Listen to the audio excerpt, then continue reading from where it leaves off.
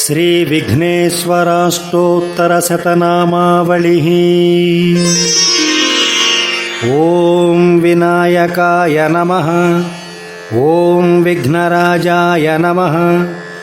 ॐ गौरीपुत्राय नमः। ॐ गणेश्वराय नमः। ॐ स्कन्दाग्रजाय नमः। ॐ अव्ययाय नमः। ॐ पूताय नमः। ॐ दक्षाय नमः।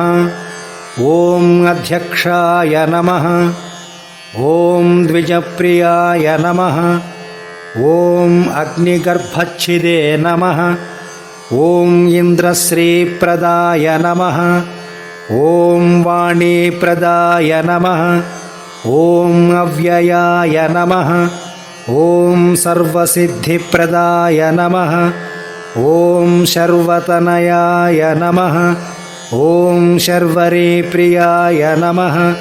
ॐ सर्वात्मकाय नमः। ॐ सृष्टिकर्त्रे नमः। ॐ देवाय नमः। ॐ अनेकार्चिताय नमः। ॐ शिवाय नमः। ॐ बुद्धिप्रियाय नमः। ॐ शान्ताय नमः। ॐ ब्रह्मचारिणे नमः। ॐ गजाननाय नमः। ॐ द्वैमात्रेयाय नमः। ॐ मुनिस्तुत्याय नमः। ॐ भक्तविघ्नविनाशनाय नमः। ॐ एकदन्ताय नमः। ॐ चतुर्बाहवे नमः। ॐ चतुराय नमः। ॐ शक्तिसंयुताय नमः।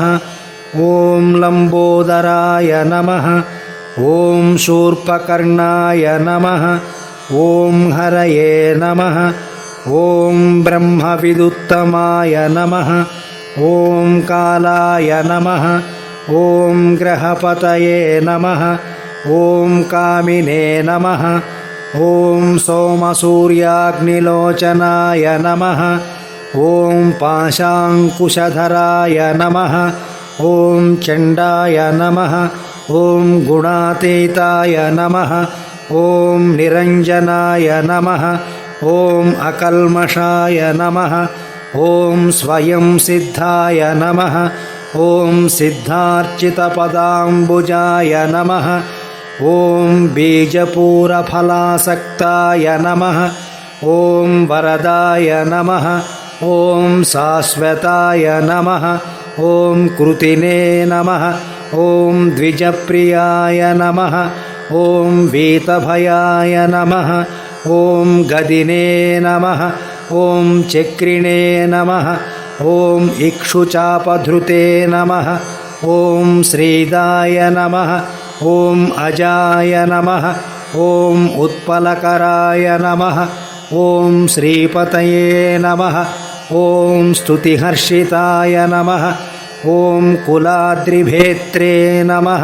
ॐ जटिलाय नमः। ॐ कलिकल्मषनाशनाय नमः।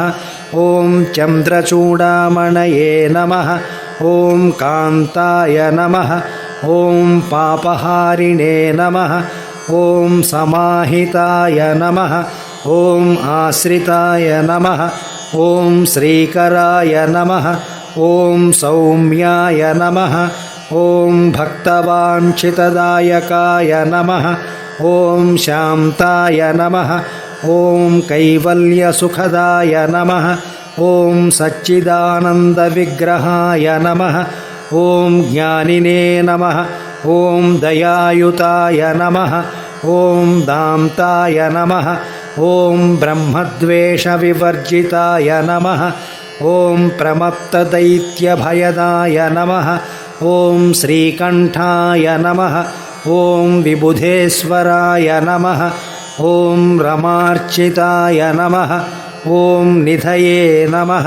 ॐ नागराजयज्ञोपवीतवते नमः। ॐ स्थूलकण्ठाय नमः। ॐ स्वयंकर्त्रे नमः। ॐ सामघोषप्रियाय नमः। ॐ परस्मै नमः। ॐ स्थूलतुण्डाय नमः।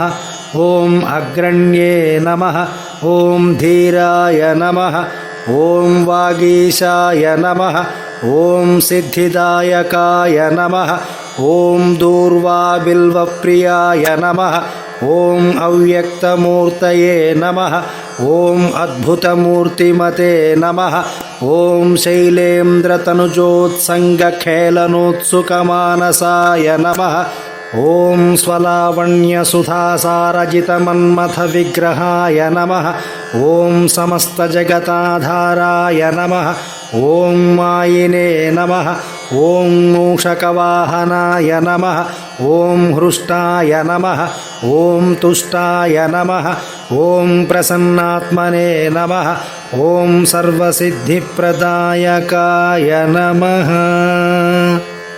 इति श्रीविघ्नेश्वराष्टोत्तरशतनामावलिः।